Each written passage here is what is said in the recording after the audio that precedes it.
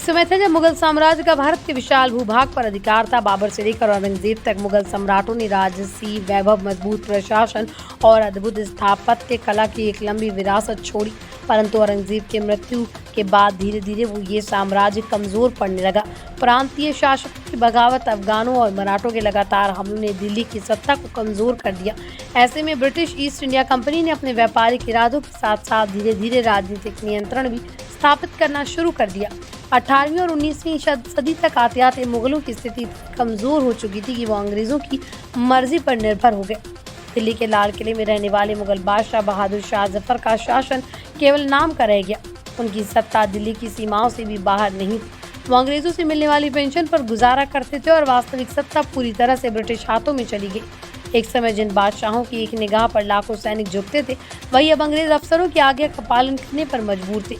1857 के प्रथम स्वतंत्रता संग्राम ने बहादुर शाह जफर को एक बार फिर इतिहास के केंद्र में ला खड़ा किया। भारतीय सिपाहियों ने प्रतीकात्मक रूप से इस विद्रोह का नेतृत्व सौंपा, लेकिन ये क्रांति जल्द ही कुचल दी गई। अंग्रेजों ने दिल्ली पर दोबारा कब्जा किया और बहादुर शाह जफर को गिरफ्तार कर लिया गया। उन्हें उनके लाल किले में एक सैन्य अदालत में पेश किया गया। इस बूढ़े और कमजोर बादशाह पर राजद्रोह का आरोप लगा। अदालत ने बहादुर शाह जफर को दोषी करार दिया और उन्हें देश से निष्कासन की सजा सुनाई गई। उन्हें ताउम्र कैद की सजा मिली और रंगून भेज दिया गया। वहाँ उन्हें एक बेहद साधारण मकान में नजरबंद रखा गया। उनका आखिरी जीवन अत्यंत कष्टदायक और अपमानजनक था। कोई सेवक नहीं था, कोई दरबार नहीं, कोई सम्मान नहीं। उन्होंने अपने आखिरी समय में दर्द भरे शेर लिखे। कितना है बदनसीब जफर, दफन के लिए 2 गज जमीन भी न मिली एक कुएं यार में। अंग्रेजों ने सिर्फ मुगलों की शक्ति ही नहीं बल्कि उन्हें मानसिक रूप से भी तोड़ दिया।